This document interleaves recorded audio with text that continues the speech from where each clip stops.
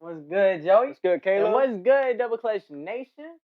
Today I'm joined by Jumper Joey. and we're gonna be talking about what, Joey? We're gonna be talking about NBA playoffs. And we got 4 matchups, which means 4 videos that you can go and check out.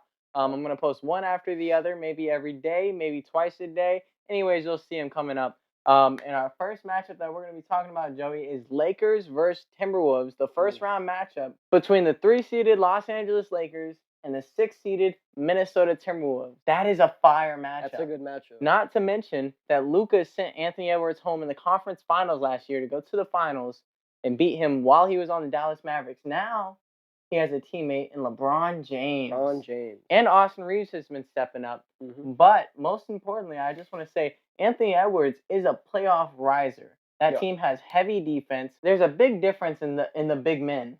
Rudy Gobert, Naz Reid, and Jaden McDaniels are all down there, and they're all good defensive players. Naz Reid has an offensive bag. We're not going to pretend like Rudy Gobert has one, but he can be useful at times, especially because right now the Los Angeles Lakers only have Jackson Hayes really at big. Obviously, you have Jared Vanderbilt, who can play some defense, but offensively, he struggles to find his role, and it's kind of just, last playoffs, he was almost unplayable in certain series. It is definitely something. Joey, who is your highlight for the Lakers in this series? Who's the most important player?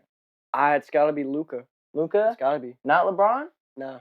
I honestly, I agree with you. He took Dallas to the finals last year, obviously on a much more depth-entitled team. But now they have a big 3 with Austin Reeves stepping up.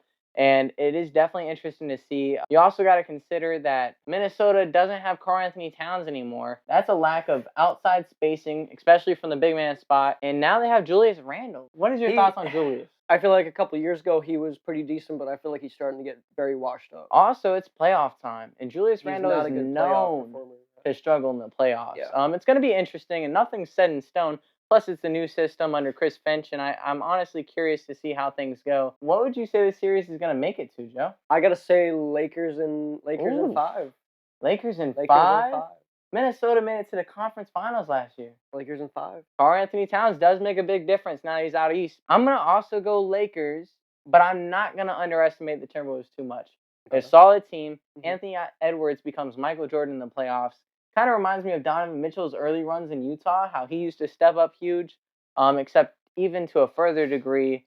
The team is so solid on defense, and the big man differential is going to be probably troublesome for the Lakers, but I think they're going to figure it out. I mean, they have 2 of the smartest minds in the game with Luka and LeBron, and it just makes sense that they're going to make that push. With Luka going to the finals last year, LeBron being as experienced and as dominant as he is, I know I saw a report that teams are going to try to expose LeBron's defense in the playoffs. And yeah, you can try, but it's not going to work too much. No. I think JJ Redick's a really smart coach, and I don't think he's going to go into it with no defensive matchups. The Lakers haven't been great on defense, but they've been doing a good job in holding their own. Obviously, Minnesota is another level. They do a great job. But I am definitely curious to see if Naz Reid is going to be the X factor for the Timberwolves. I think he might go off just because he gives an offensive punch from the big man position. I mean, obviously Anthony Edwards is, but Naz Reid is going to be a big X factor for them. If he goes off and he abuses the differential in size and skill set at the big position, I think that Minnesota has a good shot in taking some of those games, especially even though the Lakers have home position, you know. I think if Minnesota steals one of those games, especially early on, that could really shake things up. 100%. But obviously, we know how LeBron James does things. He's calm and collected, and that 3-1 comeback haunts. So it's always in the cards. Even if they get down, it is definitely there, and it's real. I have the Lakers winning in 7. And I want to say that the last game is going to come down to a 5-point swing where Luka hits a 3 to make it 8, and the gap is destroyed. Lakers go on to the second round to beat a team that we will talk about later on. Yeah, I'm going to have to give it to the Lakers too. I just don't want to underplay how successful the Timberwolves can be, will be, and how hard of a fight that the Lakers are going to have to give to destroy that team and move on. You agree? I agree. But I do respect Lakers in 5. I hope so. I want to see LeBron go on a final run. Him and Luka are just special. They are. They're so smart. Everyone's like, 2 ball dominant players. How is that going to work? They're the 2 smartest players in the game. No shit, it's going to work. It's ridiculous. And Yeah. I like JJ a lot as a coach. Mind of the Game podcast with Steve Nash. He might become an assistant coach soon. Shout out Bron. With all that said, like, subscribe. What should I do, Joe?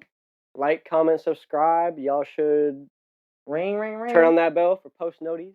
And Stay up to comment date. who you think's gonna win this series. Obviously, check out the other videos we're doing. We're gonna be posting quite a bit this week leading up to the playoffs. 2K video coming soon, and